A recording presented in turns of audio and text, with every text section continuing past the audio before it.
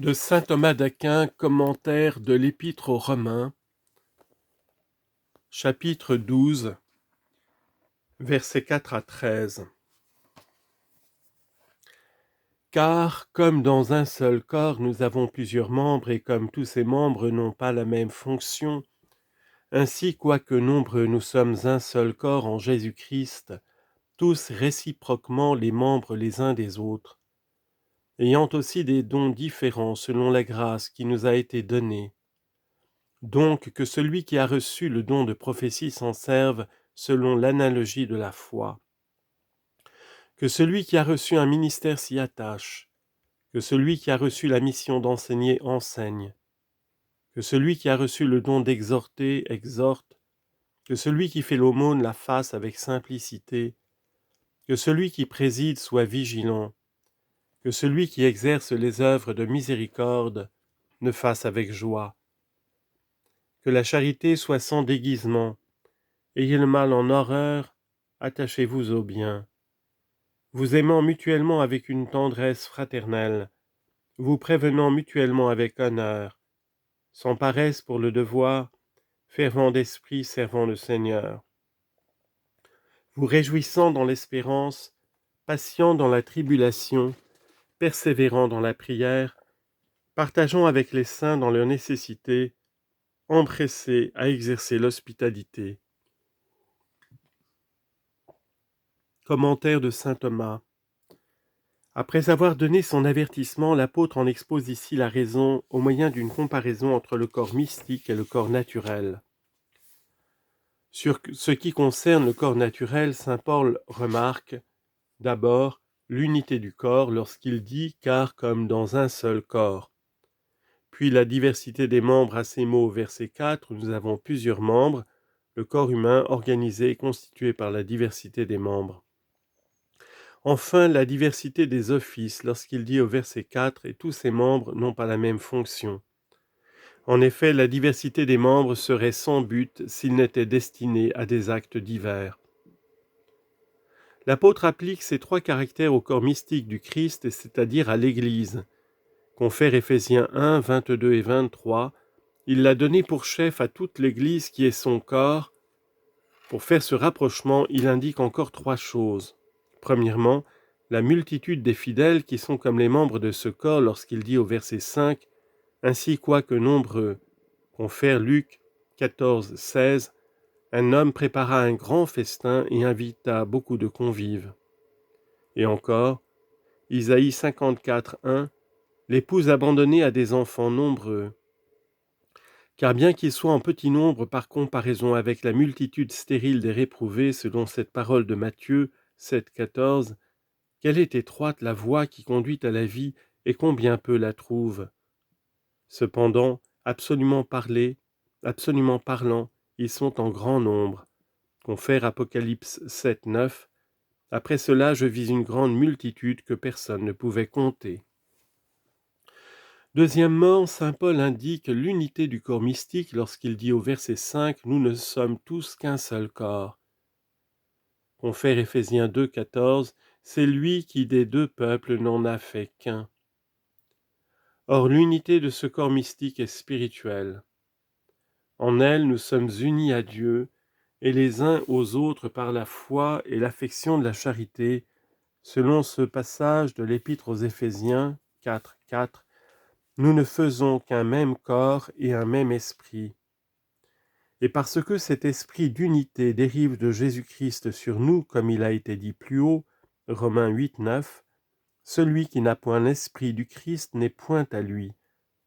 L'apôtre ajoute au verset 5, en Jésus-Christ, qui en nous communiquant son esprit nous unit à Dieu et entre nous. Confère Jean 17, 22, qu'il ne soit qu'un avec nous, comme nous ne sommes qu'un, vous et moi. Troisièmement, il indique la diversité des offices pour l'unité commune en disant au verset 5 « et les membres les uns des autres ». Car chaque membre a sa fonction propre et sa propre vertu. Et par là, en tant que par sa vertu et sa fonction, il est utile à un autre membre, on dit qu'il en est le membre. Ainsi le pied est appelé le membre de l'œil en tant qu'il porte l'œil, et l'œil le membre du corps en tant qu'il dirige le pied. Confère 1 Corinthiens 12, 21. L'œil ne peut pas dire à la main « je n'ai pas besoin de toi ». De même, dans le corps mystique, celui qui a reçu le don de prophétie a besoin de celui qui a reçu le don des guérisons, ainsi de tous les autres. Donc chaque fidèle, en servant son frère selon la grâce qui lui a été donnée, devient membre de cet autre frère. Confère Galates 6, 2, portez les fardeaux les uns des autres.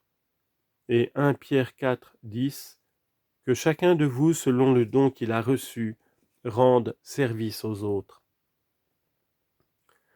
Lorsque l'apôtre dit au verset 6, c'est pourquoi, ayant tous reçu des dons différents, il développe par partie l'enseignement donné plus haut sur l'usage sobre et modéré qu'on doit faire de la grâce. Il expose d'abord la diversité de la grâce en disant « nous sommes », et je dis les membres les uns des autres, non selon la même grâce, mais ayant reçu des dons différents, non à raison de la diversité de nos mérites, mais selon la grâce qui nous a été donnée. Confère 1 Corinthiens 7, 7. Chacun a son don particulier selon qu'il le reçoit de Dieu, l'un d'une manière, l'autre d'une autre. Confère Matthieu 25, 14. Il appela ses serviteurs et leur confiant ses biens. Il donna 5 talents à l'un, 2 à l'autre, et 1 au troisième. Il enseigne ensuite l'usage des différents dons. D'abord à l'égard des choses divines quant à leur connaissance en disant, soit la prophétie dont il faut user si nous en avons reçu le don, suivant l'analogie de la foi. Or, on appelle prophétie une sorte d'apparition par révélation divine de choses qui sont éloignées. C'est de là qu'il est dit, 1 Roi 9, 18, que celui qui est appelé aujourd'hui prophète était autrefois appelé voyant. Loin de notre pensée, à raison de leur nature même, sont les futurs contingents qui, par leur défaut d'existence, ne tombent pas sous la connaissance. Mais les choses divines sont aussi loin de notre connaissance, non à la vérité par leur nature, car elles peuvent être connues parfaitement. Confère 1 Jean 1,5, Dieu est lumière et il n'y a point en lui de ténèbres, mais à raison de l'imperfection de notre esprit qui se trouve par rapport aux mystères très clairs en eux-mêmes, comme l'œil du hibou en face du soleil. Mais comme chaque chose est qualifiée avec plus de justesse par son essence que par ses rapports avec d'autres, on parle avec plus d'exactitude en disant que les futurs contingents sont loin de notre connaissance. Sous ce rapport, ils sont, dans le sens propre, l'objet de la prophétie. Confère Amos 3, 7, le Seigneur ne fait rien qu'il n'en ait révélé le secret à ses prophètes. Cependant, la prophétie est appelée aussi communément la révélation de ce qui est caché. Or, ce don de prophétie a existé non seulement dans l'Ancien Testament, mais aussi dans le Nouveau. Confère Joël 2, 28, « Je répandrai mon esprit sur toute chair, et vos fils prophétiseront. » On donne aussi dans le Nouveau Testament le nom de prophète à ceux qui expliquent les paroles prophétiques, attendu que l'Écriture sainte est interprétée par le même esprit sous l'inspiration duquel elle a été écrite. Confère Ecclésiastique 24, 46, « Je répandrai encore une doctrine comme une prophétie. » Or le don de prophétie, comme les autres grâces gratuitement données, a pour fin l'établissement de la foi. Confère 1 Corinthiens 12, 7, les dons du Saint-Esprit qui se manifestent au dehors sont donnés à chacun pour l'utilité de l'Église.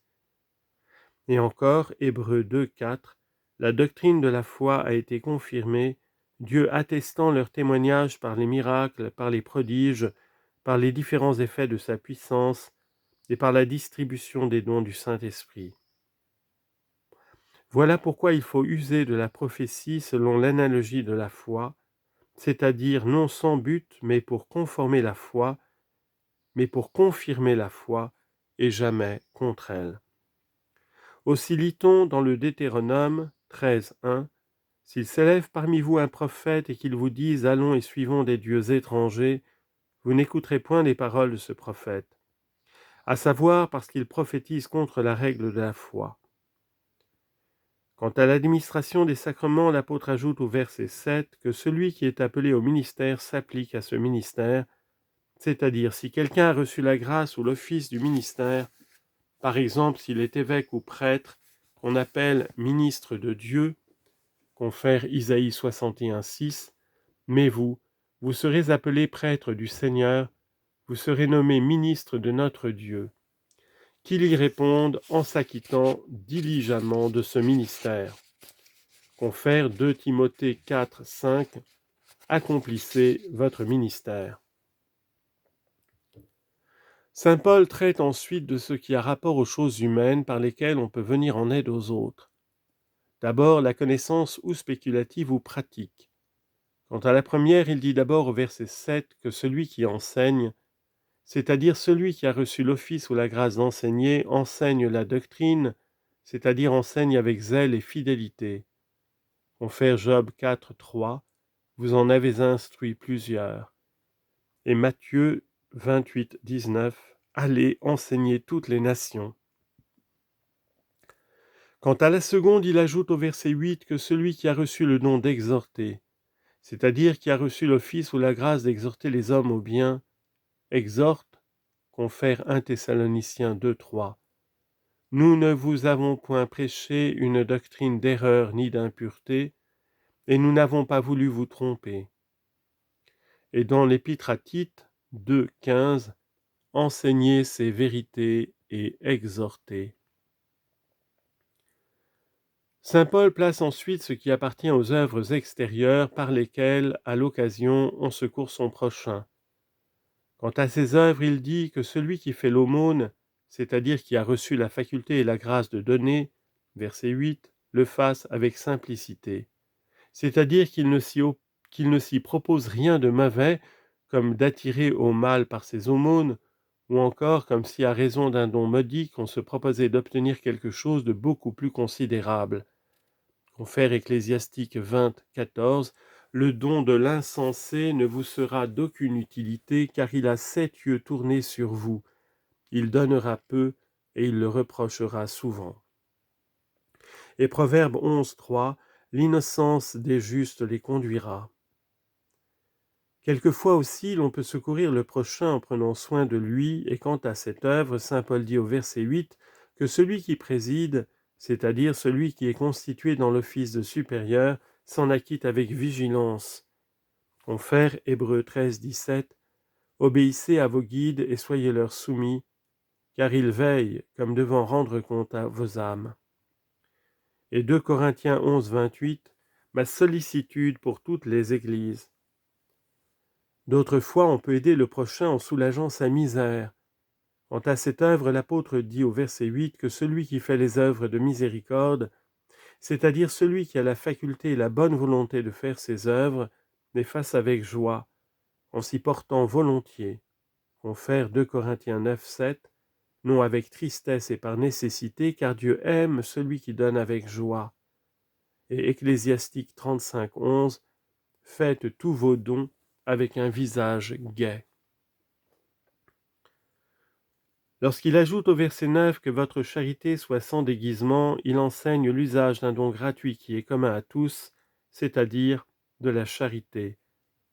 Et d'abord il expose ce qui convient à la charité en général, ensuite ce qui convient spécialement à la charité envers quelques personnes en particulier à ces mots au verset 13, charitable, pour soulager les nécessités des saints. Sur le premier de ces points, l'apôtre montre quelle doit être l'étendue de la charité du côté de celui qui aime, ce qu'elle doit être à l'égard du prochain, à ces mots au verset 10, aimez-vous d'une charité fraternelle. Enfin, ce qu'elle doit être à l'égard de Dieu à ses autres, ne soyez pas paresseux dans l'accomplissement de votre devoir. Sur les qualités de la charité, il fait voir d'abord que l'affection doit être vraie, ce qui lui fait dire que votre charité soit sans déguisement, en sorte qu'elle ne soit pas seulement en parole ou extérieure, mais produite par une œuvre, par une véritable affection du cœur, jointe à l'efficacité de l'œuvre. Confère 1 Jean 3, 18, N'aimons pas seulement en parole ou de langue, mais par les œuvres et en vérité.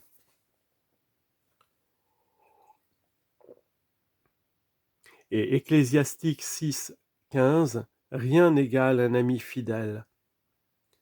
Il déclare que l'affection doit être pure lorsqu'il dit « Ayez horreur du mal », car l'affection est pure quand on ne l'accorde pas à son ami pour le mal, mais lorsqu'on aime le prochain de telle sorte qu'on ait en aversion ses vices. De là, 1 Corinthiens 13, 6, la charité ne se réjouit pas de l'injustice, mais de la vérité. Et Psaume 118, verset 113, j'ai haï les méchants. Enfin, l'affection doit être irréprochable. Attachez-vous au bien, c'est-à-dire aimez le prochain pour le bien de la vertu. Confère Galates 4, 18, attachez-vous au bon pour le bien en tout temps. Voilà cet amour plein de beauté dont il est dit, Ecclésiastique 24, 4, je suis la mère du pur amour. En second lieu, lorsque l'apôtre dit au verset 10 « Aimez-vous les uns les autres avec une charité fraternelle », il montre quelle doit être la charité fraternelle à l'égard du prochain. Et d'abord quant à l'affection intérieure. Au verset 10 « Aimez-vous les uns les autres avec une charité fraternelle », c'est-à-dire aimons nos frères non seulement par la charité, mais aimons même la charité qui nous les fait aimer et nous fait aimer d'eux. Car si la charité nous est chère à ce point, nous ne la laisserons pas facilement se briser. Hébreux 13, 1, conservez toujours la charité envers vos frères. Et Cantique des Cantiques 8, 7, l'homme donnera tout ce qu'il possède pour la charité et croira n'avoir rien donné. Ensuite, quant à son effet extérieur, prévenez-vous mutuellement par des témoignages d'honneur. Sur quoi il faut remarquer premièrement que l'on doit environner le prochain de respect, ce qui constitue l'honneur, car on ne peut aimer véritablement celui que l'on méprise. Philippiens 2, 3, que chacun par humilité croit les autres au-dessus de soi. C'est ce qui arrive lorsque chacun considère ses propres imperfections et les qualités du prochain. Or, sous la dénomination d'honneur, on comprend non seulement le respect, mais encore la subvention du nécessaire. Ainsi ce précepte, Exode 20, 13, « Honore ton père et ta mère », ordonne de subvenir à leurs nécessités comme on le voit, Matthieu 15, 5, par le reproche que le Sauveur faisait aux pharisiens d'empêcher au mépris du précepte les enfants de secourir leurs parents. Secondement, remarquons que l'effet de la charité doit être réciproque, en sorte que non seulement on veuille recevoir des bienfaits, mais encore en accorder. Confère Ecclésiastique 4, 36, que votre main ne soit point ouverte pour recevoir et fermée pour donner.